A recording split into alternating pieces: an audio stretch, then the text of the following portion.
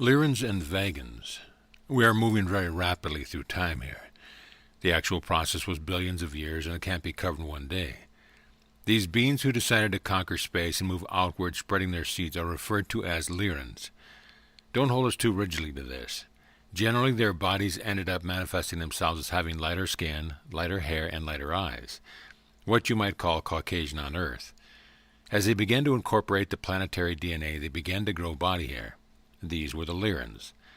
Within the star group that you now know as Lyra, there is one star called Vega that is fairly close to Earth. In the general vicinity of Vega were the planets that began forming a species identity that was in some ways a polar opposite to the Lyran ideology. These individuals believed that the way back home was by going in. They desperately wanted to not lose the connection with God or the founders. They could not deal with the idea of the isolation. Thus they began trying to reclaim their esoteric knowledge, or knowledge of what you might call God. They were not so much interested in conquering space. They did eventually evolve to the point where they used space travel, but that was not their priority. We are going to give you a very simple analogy to describe what the Vegans were like. Most of you will understand this, and it will give you a familiar framework. In the very beloved Earth mythology that you call Star Trek, the Vegans are akin to the Vulcans. They had a very high proficiency of telepathy, spiritual connection, physical strength, and so on. Their physicality tended to be of varying degree darker skinned with darker eyes and darker hair. You might see them as similar to the race of your planet known as the Native Americans, Aborigines, or Asian. Now you can see the polarities. Polarities began manifesting in skin color, ideology, and just about everything else. When these cultures met, they clashed. The Lyrans were, though we would never admit this, somewhat jealous of the Vegans, because the Vegans really didn't seem to have lost as much of their memory. At least to some degree they had a level of peace about them because they could remember, if only in metaphor, their origin. That pretty much made the Lyrans angry. That anger was, of course, anger at the Self for losing the connection. The anger was channeled in another direction, more space travel and colonization. The Vegans, for a time, tried to ignore the Lyrans, but it was kind of like when there is a bully at school who's scapegoating you. At some point, you want to make yourself stronger. The Vegans began to feel that if the Lyrans are going to continue to be like this, then they had better start learning how to defend themselves. At first, their ways of learning to defend themselves were not through technology. This was the last thing they would ever think of. It would be more through conscious mastery. They began to learn what you might think of now as martial arts. This included various forms of energy manipulation as defense. The Vegans soon realized that they still had to go out into space and develop conventional technology, but wherever possible they tried to use themselves as a tool rather than technology. It might sound like what we are saying is making the Vegans out to be this good, wonderful spiritual being and casting the Lyrans as bad, horrible dictators. No, the Vegans had their own very ruthless side as well, and the Lyrans had their own gentle, loving side. We are only taking this stand so you can actually identify the polarity, that is all. You will soon see the ruthless and compassionate sides of both parties when we talk about how these civilizations branched out. There came a point where life began exploding outward for both the Vegans and Lyrans through exploring and colonization. At that time, space was like a wilderness. There were no other civilizations. The very first group who came to your Earth solar system in its infancy was the Vegans. When they first came to the solar system, Earth was very different. It was during the very early part of the dinosaur era. The planet hadn't even stabilized very much at all. The Vegans were particularly attracted to it because they sensed the natural resources were very rich. Also, they were drawn to the frequency and saw the potential of the solar system because it had so many planets that could be used very easily. When a group came to a solar system for the first time in those days, they would claim it as their own for their empire. So during the very early reptilian era on Earth, the Vegan colonists claimed it. Earth and the solar system. Are there different founders responsible for the evolution of life on Earth, and are they not necessarily working in cooperation with the colonizing founders? At first it was cooperative. When the early founders still maintained their connection and understood that planets and stars were founders, too, it was a cooperative effort. But as they began to lose their memory, sometimes it appeared cooperative and sometimes it did not. The level of cooperation was pretty much based on the level of memory. Remember, the unified founders, the architects, still embrace the whole reality, and thus everything that happens is always according to the plan or divine will. When there is no memory, it is hard to remember that, and thus it looks like there are different agendas. This is where conflicts arise. Whether these new beings remembered or not, everything happened, and still does, according to the will of the architects, the founders, or God, whatever word for you that you wish to use. The only difference is that the memory, do they or you remember or not? Do you, they, remember that there really is only one being manifesting through a multitude of fragments? Is it true that the first colonists on Earth, the Vegans, came here in physical form? Yes, but the very first time they came, the dinosaur period, when the planet was very unstable with lots of volcanic activity, they weren't colonizing at that point. They were mostly in orbit and would come down. Actually, they first colonized the planet you know as Mars and the asteroid belt before they colonized Earth.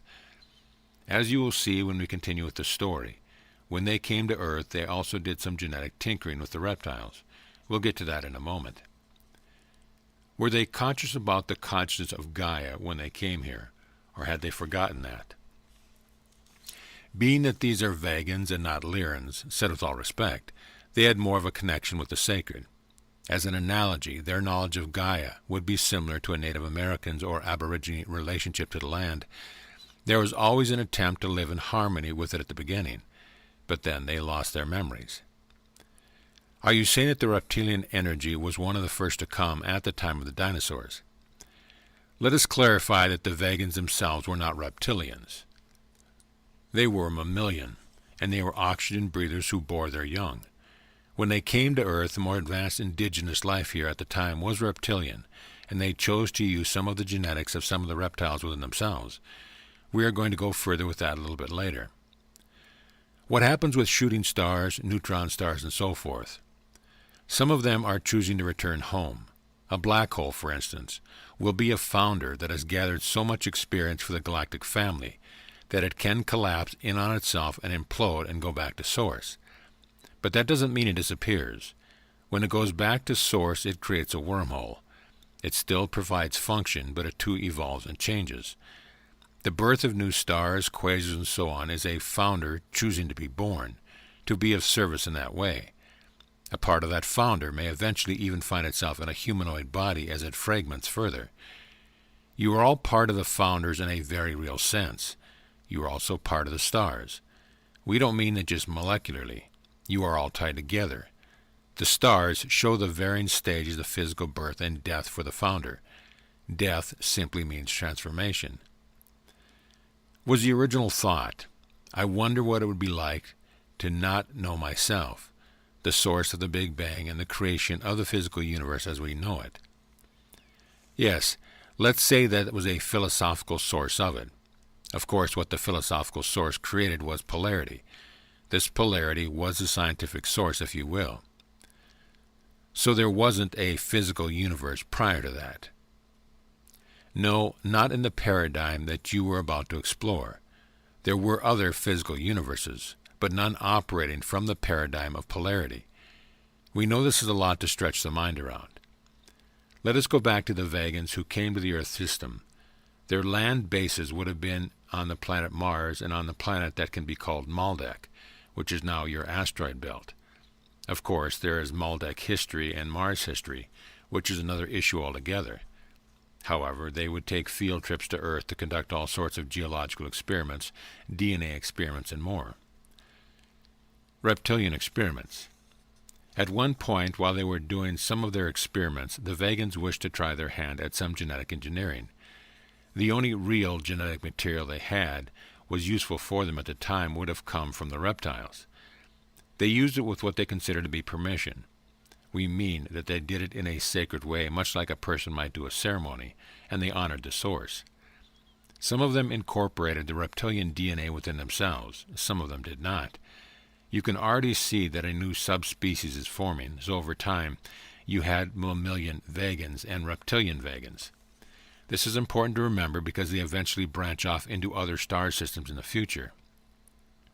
They also did some work in the creation of a race of primarily reptilian beings.